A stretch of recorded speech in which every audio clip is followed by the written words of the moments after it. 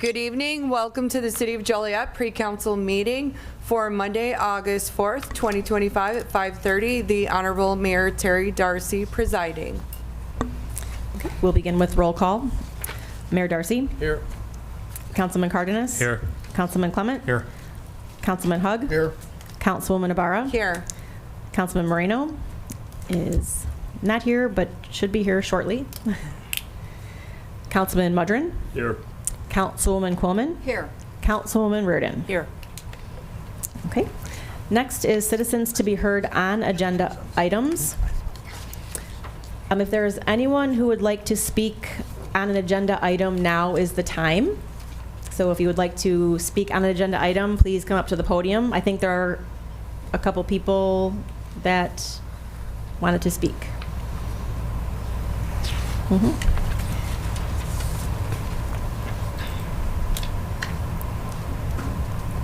Good evening. I am speaking on agenda item 429-25 is the ordinance regarding Cadence Crossing Unit 1. And good evening. My name is Kathleen West of the law firm of Don Ruth Colbine West Gensler et al. With me tonight are Rocky Kaler of Kaler Consulting and Robert Gilbert of Jacob and Hefner Engineers. We represent All in Campus LLC, the owner of the property known as Cadence Crossings. This property is located between Chicago Street and the Union Pacific Railroad, north of Laraway Road, and it consists of approximately 70 acres. In 2021, the city approved a preliminary plat of subdivision for Cadence Crossing and rezoned the property to I-1 light industrial, and it approved a special use permit for truck and trailer parking, freight cartage, truck repair facilities, and the sale of new and used trailers and trucks. On your agenda tonight is the final plat and recording plat of subdivision for Cadence Crossing Unit 1. Unit 1 consists of 34 of the 70 acres. It will be developed for truck and trailer stalls on Lot 1, and Lots 2 and 3 will be used for stormwater management. This final plat of subdivision is in substantial conformance with the approved preliminary plat. Mr. Kaler, Mr. Gilbert, and I are here to answer any questions you may have regarding these final plats. And we thank you for your consideration. Thank you.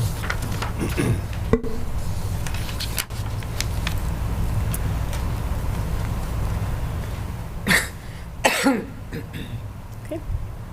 Is there anyone else who would like to speak under citizens to be heard on agenda items?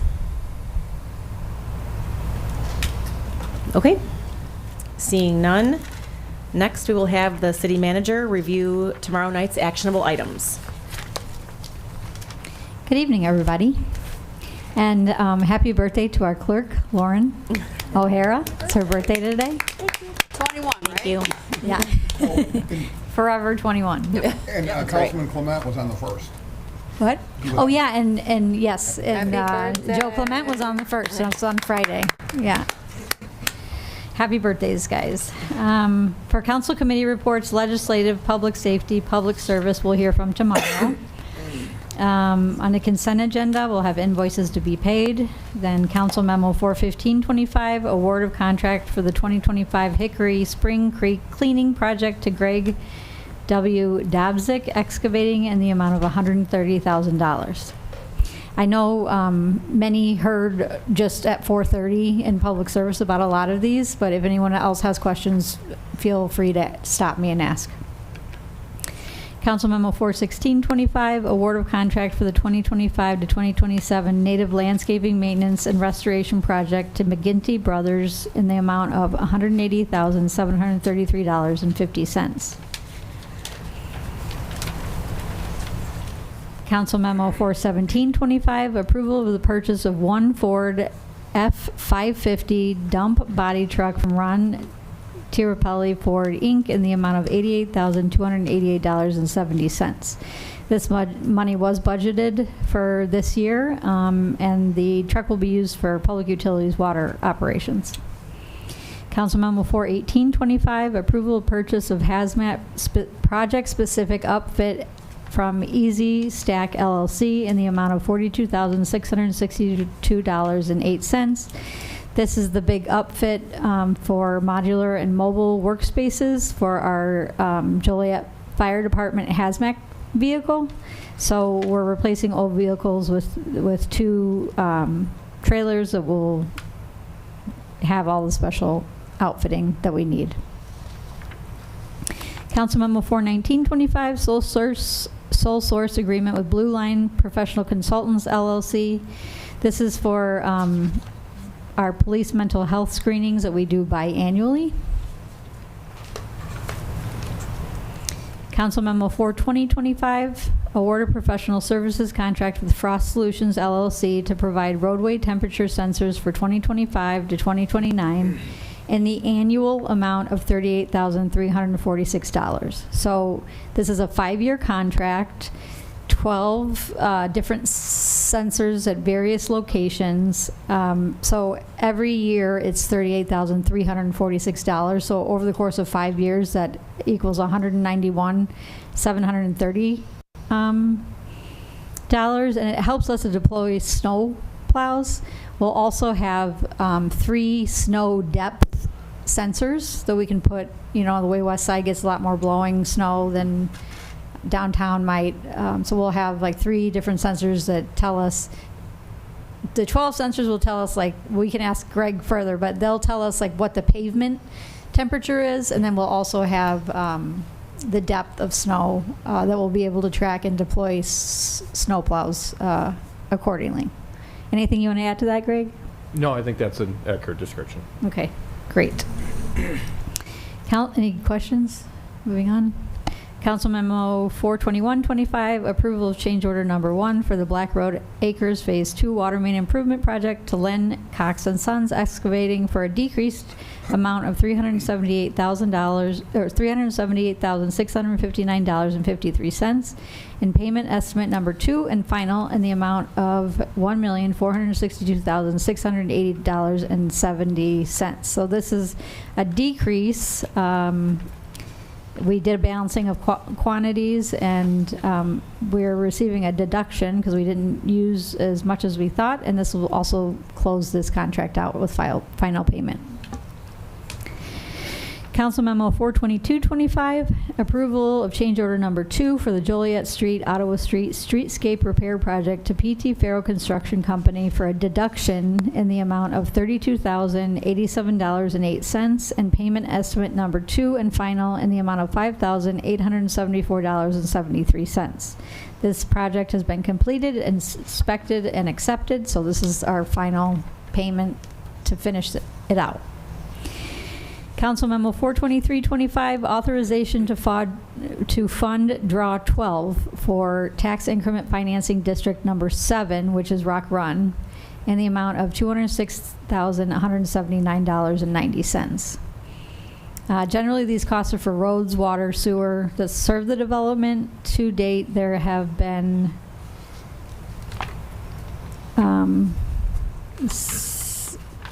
draws to reimburse the city for costs associated with Olympic Boulevard, and 11 draws for Cullen and Joliet LLC, totaling $56,751,833.30, or $56,751,833.32.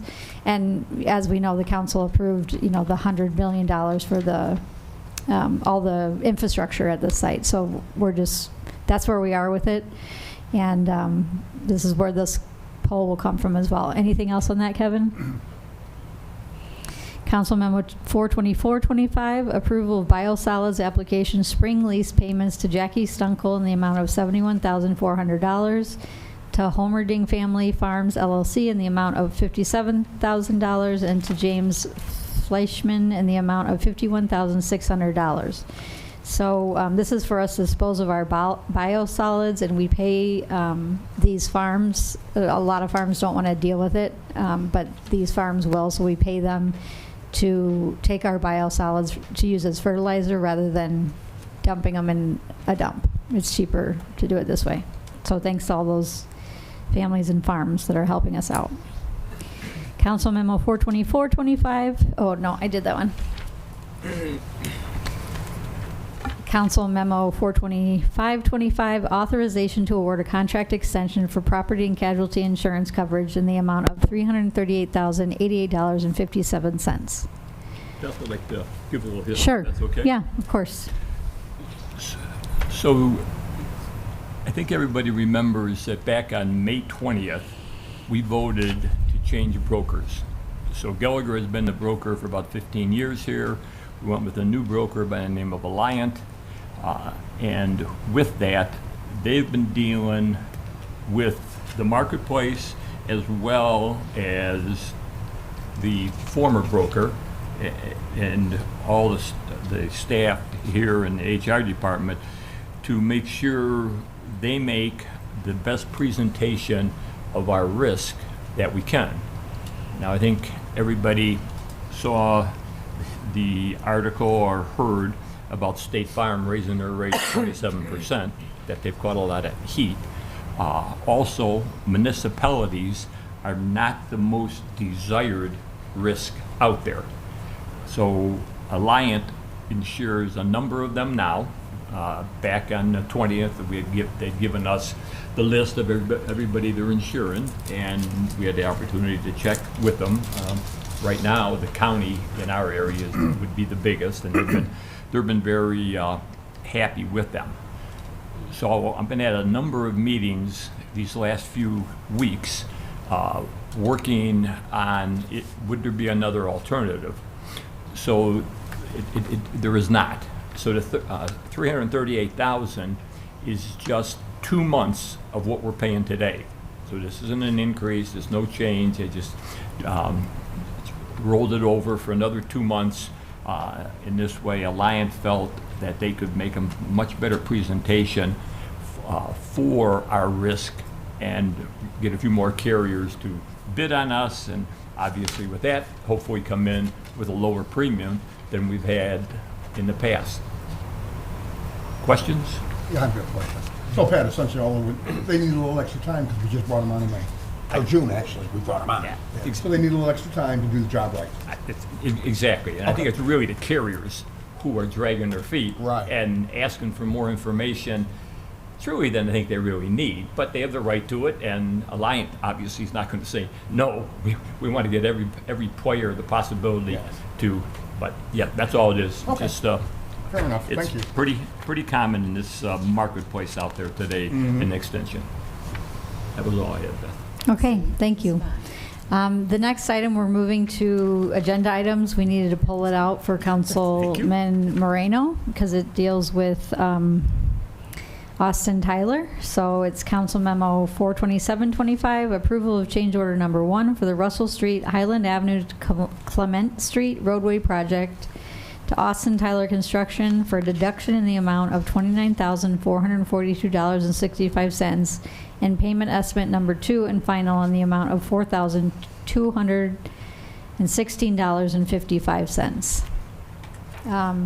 Juan Moreno recuses himself out of an abundance of caution, or will tomorrow. Ordinances and resolutions. Council Memo 42925, ordinances associated with Cadence Crossings Unit 1 subdivision that we just heard from the lawyer on. Ordinance approving the final plat of Cadence Crossings Unit 1 subdivision, and ordinances approving the recording plat for Cadence Crossing Unit 1 subdivision. As she said, Rocky is here, as is their engineer. If there are any other questions for him. Okay. Council Memo 43025, ordinance approving the preliminary planned unit development of Luna Estates. Dustin, would you like to give an overview of this one?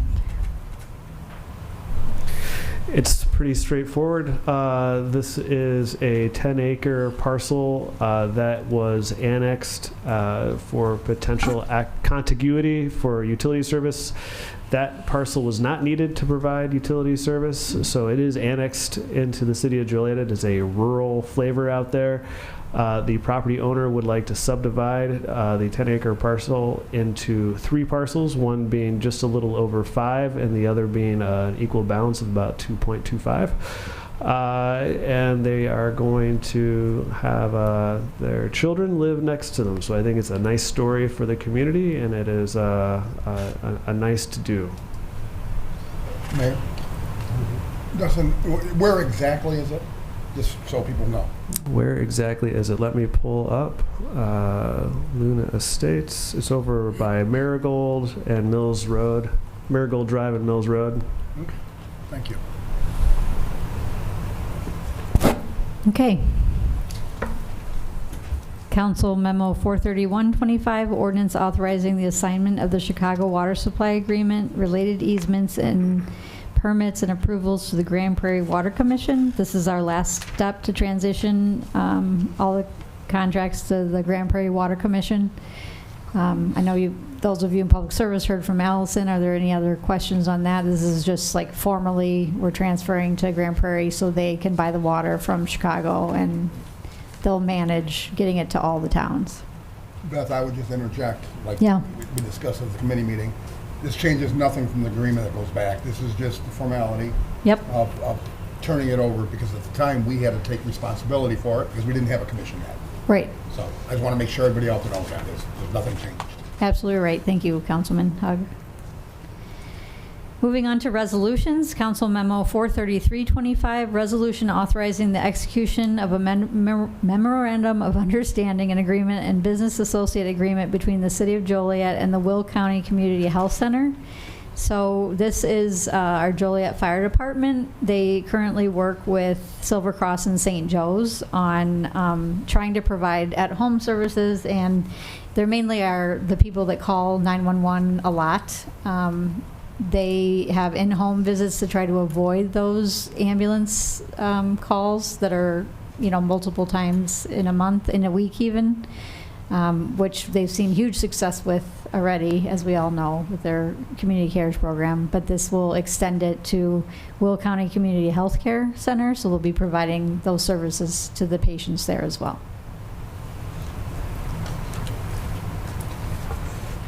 Council Memo 43425, resolution authorizing acceptance of the Tobacco Enforcement Program grant. So the City of Joliet has been offered a $17,930 grant from the Illinois Department of Human Services for the city's TEP program to ensure that tobacco products are not sold to individuals under 21. We just need the resolution to accept the state money for that. Council Memo 43525, a resolution authorizing a FOID enforcement grant program agreement between the State of Illinois and the City of Joliet.